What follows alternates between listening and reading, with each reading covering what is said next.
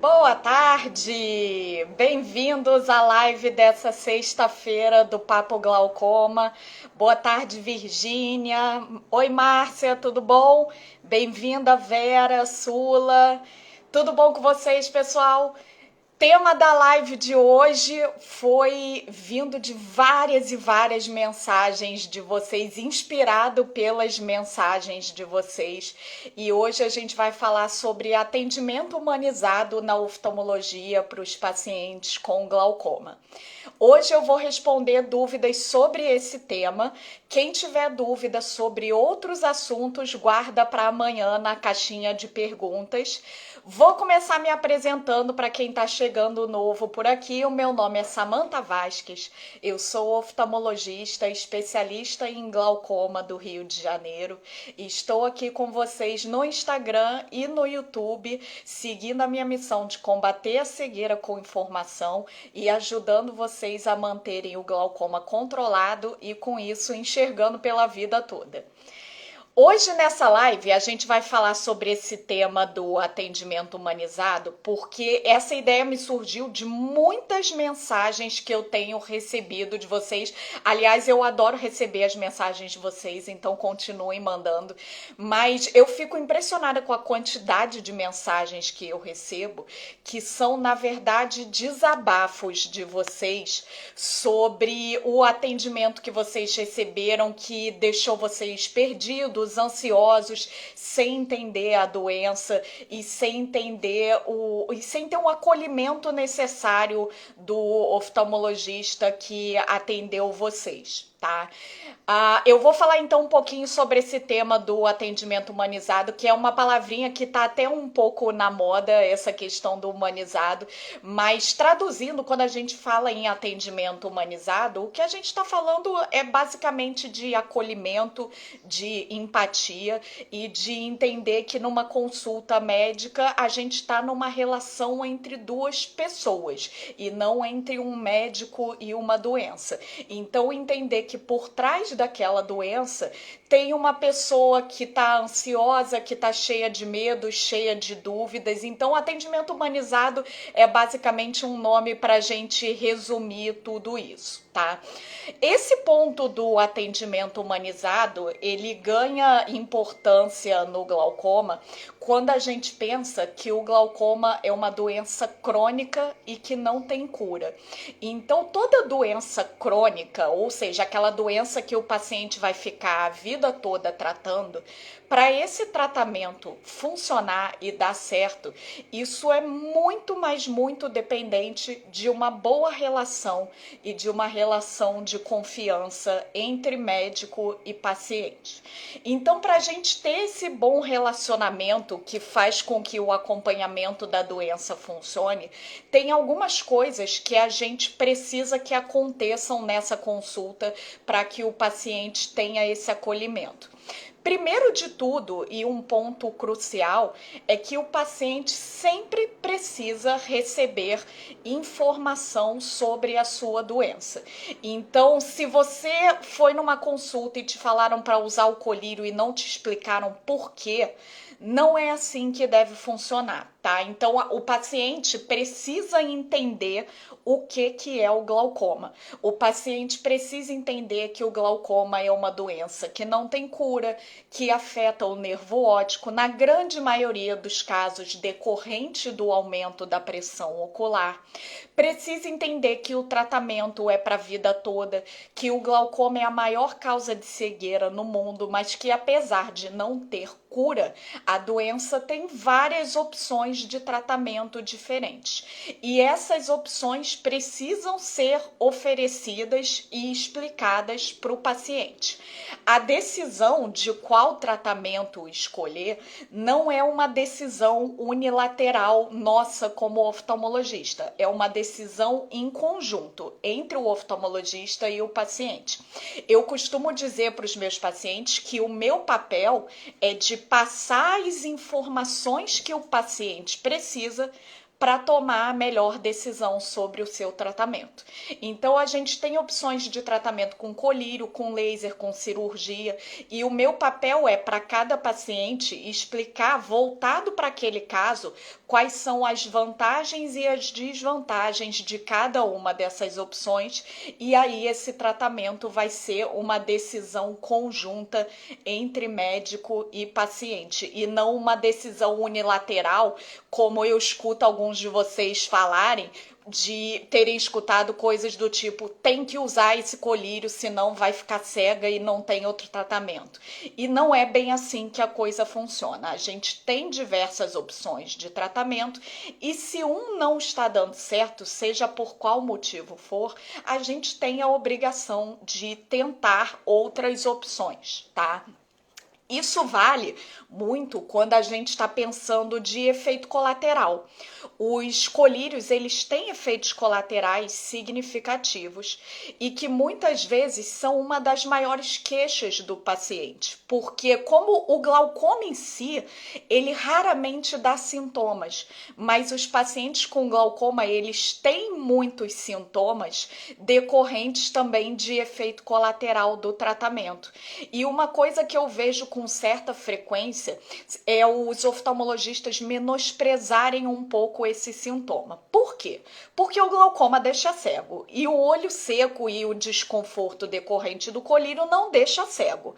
Mas isso piora muito a qualidade de vida do paciente. Então, por mais que a irritação que o colírio cause não vá deixar o paciente cego, vai prejudicar muito a qualidade de vida do paciente. Então, a gente precisa valorizar e tratar esses efeitos colaterais. Então, outra coisa que eu escuto é os pacientes falarem, poxa, doutor, eu fico tão triste que meu olho tá vermelho, eu já falei com a meu oftalmo que eu queria trocar o colírio, mas ela não deixa. Então, essa unilateralidade da decisão de tratamento é uma coisa que não funciona bem quando a gente está falando de doença crônica. Se a gente não escuta o lado do paciente sobre aquele tratamento, o que acontece é que tem grandes chances de vocês abandonarem o tratamento e isso é tudo que a gente não quer que aconteça. A gente quer que vocês fiquem bem adaptados com o tratamento para conseguir manter esse tratamento pela vida toda. Tá? Agora, um outro ponto que a gente precisa conversar é que para fazer tudo isso que eu tô falando aqui para vocês, para ter toda essa conversa, para ter todas essas explicações, o tempo de consulta acaba sendo um ponto crucial nesse acolhimento, porque dificilmente um paciente vai se sentir acolhido, escutado numa consulta que dura 10 minutos.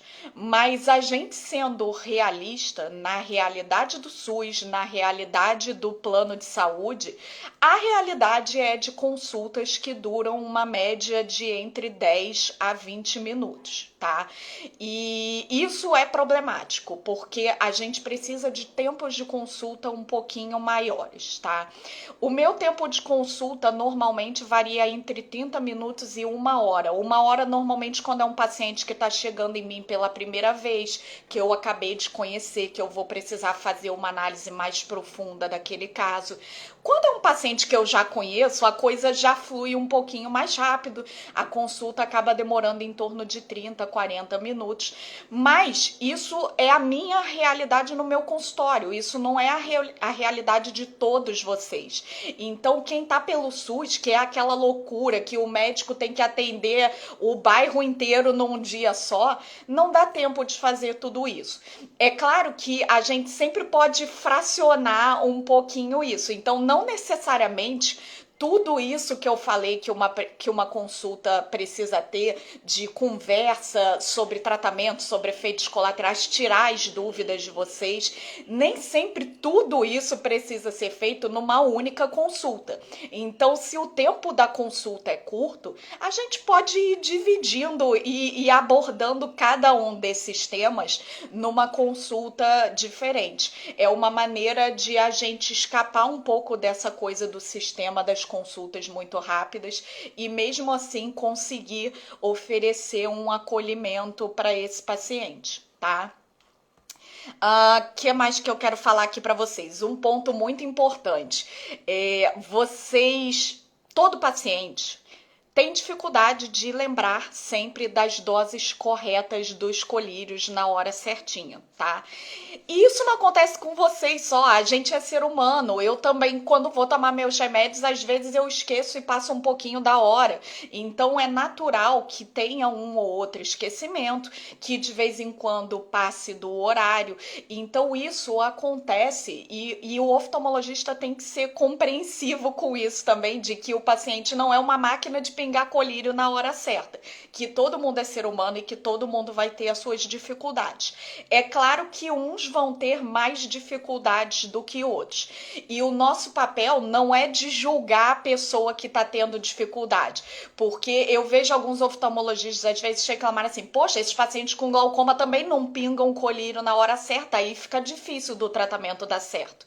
Como se fosse muito fácil ter que pingar, às vezes, 3, 4 colírios pela vida toda e conseguir pingar todos eles 100% na hora certa. Sendo realista, nenhum ser humano consegue ser tão correto assim. Ainda mais que, além dos colírios, vocês tomam remédio para diabetes, remédio para pressão arterial e tem os outros compromissos da vida de vocês para lembrar. Então, isso é uma coisa que a gente precisa ser um pouco compreensivo com essa dificuldade com os colírios.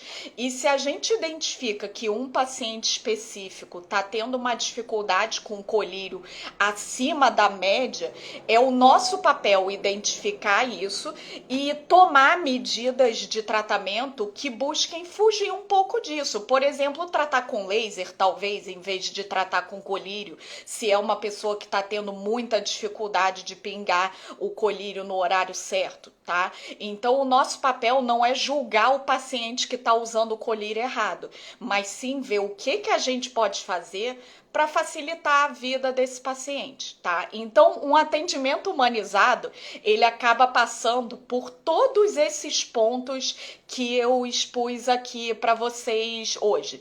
Mas é importante vocês saberem que tudo isso é um direito de vocês. É um direito de vocês receberem explicação sobre a doença, é um direito de vocês ter as suas perguntas respondidas na consulta, suas dúvidas esclarecidas, é um direito de vocês entender o resultado dos exames de vocês, tá?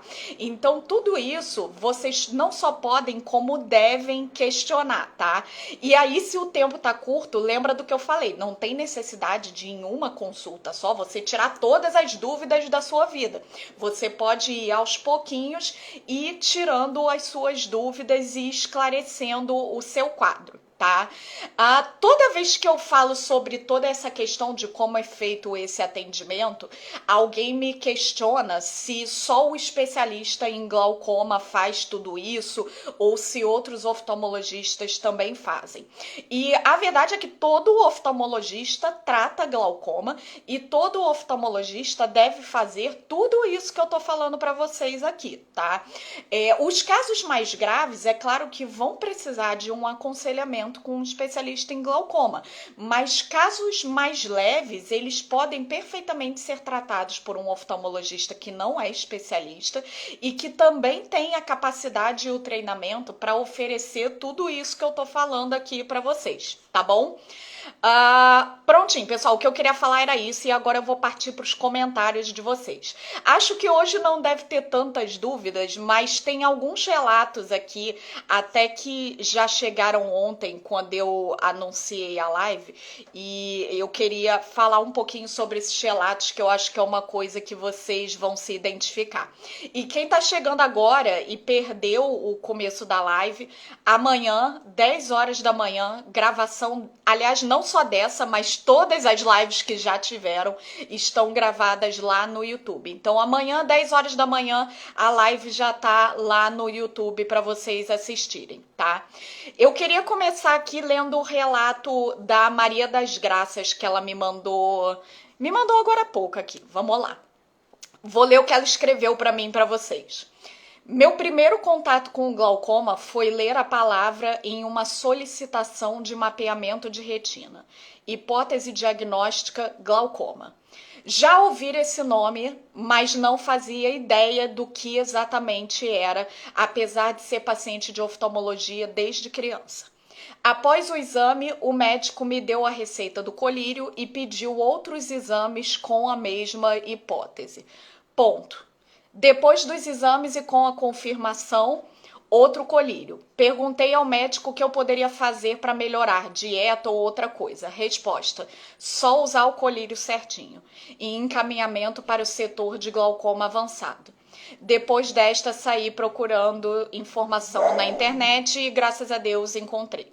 Bom, esse relato da Maria das Graças é extremamente frequente. Eu escuto de vocês, eu escuto de pacientes no meu consultório, de pessoas que nem ouviram da boca do médico um diagnóstico de glaucoma, que só receberam uma receita de colírio e que descobriram que aquela receita era por conta de glaucoma, pelo que estava escrito numa solicitação de exame, tá? Vocês deram sorte de serem pessoas que buscaram pesquisar sobre a doença. Mas quando o oftalmologista faz isso, de só dar uma receita e um pedido de exame e não explicar por que aquilo está sendo feito, se o paciente não entende a importância de fazer aquele exame e a importância de usar o colírio, a probabilidade maior é de que esse paciente vai abandonar o tratamento. E acontece isso com muita frequência. Aí esse paciente volta, às vezes, para mim, assim, 3 anos depois, e tem uma receita antiga do colírio, mas ninguém explicou que precisava usar. E aí o paciente perde a visão, não é porque não foi diagnosticado, mas é porque não teve orientação sobre a doença. Então esse relato da Maria das Graças é uma coisa que eu escuto com muita frequência no consultório de outros pacientes que só descobriram o glaucoma porque era o que estava como hipótese diagnóstica num pedido de exame. Deixa eu dar uma olhadinha aqui nas mensagens de vocês no chat. A Valéria tá contando aqui que fez os exames em agosto e talvez só tenha consulta em outubro. Valéria, na grande maioria dos casos, o glaucoma não é urgência, tá? São raras as situações em que o glaucoma é uma urgência. Na grande maioria dos casos, a piora do glaucoma é extremamente lenta, ao longo de anos. Então, é normal o médico fazer um pedido de exame e o seu retorno para trazer esse exame ser um pouquinho afastado mesmo. Até porque tem alguns exames que são demorados para conseguir fazer, principalmente o OCT de nervo óptico. Agora, nessa próxima consulta, uma coisa que é importante de você esclarecer é exatamente para o seu caso, quanto tempo você deve ficar de intervalo entre as consultas. Então, de quanto em quanto tempo que você precisa ir na sua oftalmologista para medir a pressão, para fazer os exames. Tem alguns casos em que a gente, casos estáveis acabam sendo um pouquinho padronizados com um intervalo em torno de 3 a 4 meses. Mas casos mais de difícil controle pode ser mais curto, tá? E casos que são só suspeitos e não são confirmados podem ser mais longos. Então, nessa hora de tirar as dúvidas e de pegar as orientações com a tua oftalmologista, uma pergunta importante, se ela não te falar, é de quanto em quanto tempo que eu tenho que vir, doutora? Porque isso é essencial para o sucesso do tratamento, tá? Então, em geral, não é uma urgência, não precisa se desesperar se for demorar um pouquinho para mostrar o resultado do exame, mas é importante esclarecer isso quando for na próxima consulta, tá? Cadê a próximo comentário, próxima dúvida? A Valéria tá contando aqui que foi pelo SUS. Então, no SUS acaba que muitas vezes o intervalo de consulta no SUS acaba sendo maior do que o recomendado. É difícil a gente conseguir pelo SUS, varia muito de uma cidade para outra, tá, gente? Depende de aonde vocês estão. Mas, por exemplo, aqui no Rio, é muito frequente de eu falar: olha, o ideal é ser de 3 em 3 meses. Vamos ver se a gente consegue, corre atrás. E aí, normalmente, quando o paciente vai numa consulta, eu já deixo o paciente com o pedido da próxima consulta, porque como demora, não dá pra gente ficar enrolando para pedir as consultas no SUS. Então, o que você pode tentar com a sua médica é isso. Quando for para uma consulta, tentar já pegar a folhinha do pedido de liberação para a tua próxima consulta, para não ficar muito tempo de intervalo. A Anne Mari Santo tá me contando aqui que a médica só pediu a retinografia e disse ser glaucoma. Mas com a pressão ocular, os vasos sanguíneos e a coloração estavam bem, não iria passar colírio e mandou voltar depois de 1 ano. Devo procurar outro? Gente, vou entrar aqui num ponto que eu acho que não tem uma live que eu não fale sobre isso, mas vamos lá de novo, que é a importância de sempre ter uma segunda opinião. Em todos os casos, tá? Por quê? Porque medicina não é que nem matemática, que 2 mais 2 é sempre 4. A medicina depende muito da interpretação do profissional para aqueles exames. Então, quando você entrega para sua oftalmo um resultado de exame, aquilo ali não é lei, aquilo ali vai ser interpretado, tá? E aí é normal que diferentes profissionais deem diferentes interpretações baseado na sua experiência, no que estudou, nos casos que já viu. Então pode ser que você tenha 2 opiniões que concordem, e aí isso é muito importante para te dar tranquilidade de você estar sendo bem assistido, ou então pode ser que você tenha 2 opiniões discordantes. Aí vocês ficam com mais dúvida. Um disse isso, o outro disse isso. O que eu faço? É importante ter uma relação de confiança, então procura ver quem te esclareceu melhor, quem te passou mais segurança. Se você não ficou seguro com nenhuma das 2 opiniões, procura uma terceira, não tem problema. O ideal é você procurar até que você encontre um oftalmo que você tenha uma relação de confiança, tá? Porque todo esse tratamento vai ser dependente da confiança. Pelo SUS, nem sempre dá pra gente escolher o médico, mas se você foi encaminhado para um médico, você foi lá na clínica da família, pegou o encaminhamento para oftalmo, caiu com o médico, não gostou, pega um outro encaminhamento que vai cair em outro lugar, tá? Então, mesmo no SUS, a gente consegue muitas vezes ter mais de uma opinião, tá bom? Gente, quem perdeu o começo da live, amanhã, 10 horas da manhã, a live está no YouTube. Quem tem dúvidas sobre outros temas, que eu tô vendo que estão chegando outras dúvidas aqui, amanhã, 10 horas da manhã. Não, amanhã o dia todo tem caixinha de pergunta. Eu vi que alguém perguntou aonde fica a caixinha de pergunta. Todo sábado tem caixinha de pergunta nos stories. Então é só entrar nos stories que a caixinha vai estar lá. E aí você pode mandar qualquer dúvida que você quiser.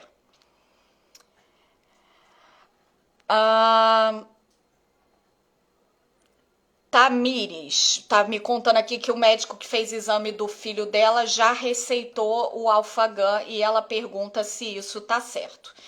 Tamires, às vezes, quando o caso é mais grave, só de ter feito a consulta já é suficiente para a gente ter uma certeza do diagnóstico, tá?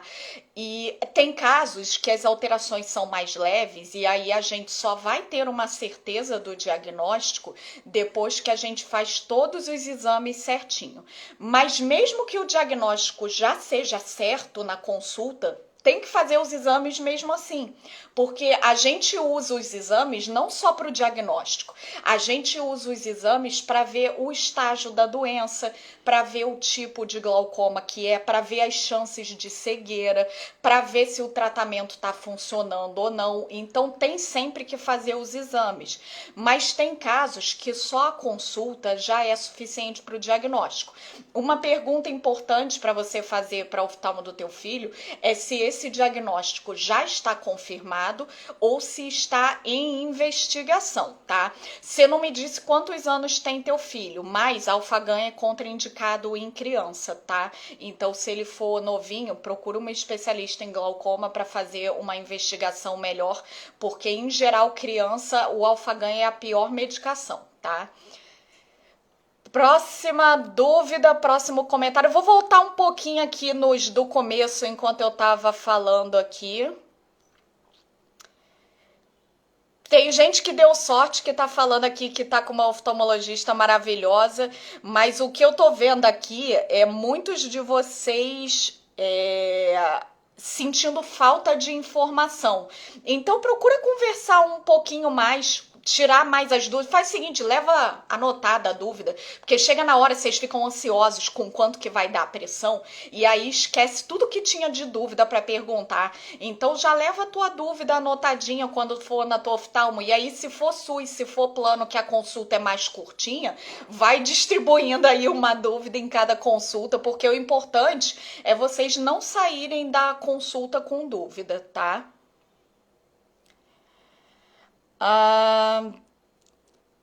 Deixa eu achar aqui mais um. Estamos quase acabando o tempo, pessoal. Eu vou achar só mais um comentário aqui. A Márcia tá me contando aqui que ela conversou, fez as perguntas, mas o oftalmo não disse nem se a córnea era grossa, nem se a pressão estava alta.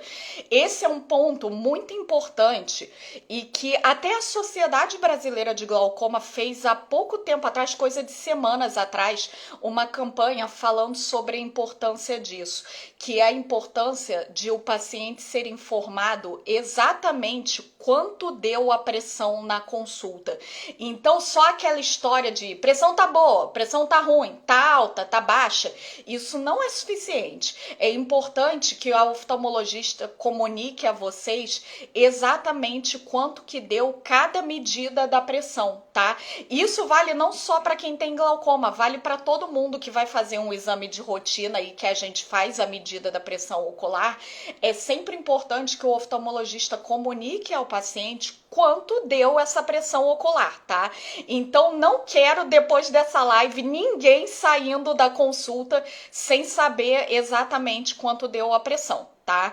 Isso é direito de vocês e é muito importante para prevenção do glaucoma e também para o melhor controle de quem já tem um diagnóstico de glaucoma, tá? A Márcia tá contando aqui que a consulta dela durou 1 hora e ela ainda saiu sem saber.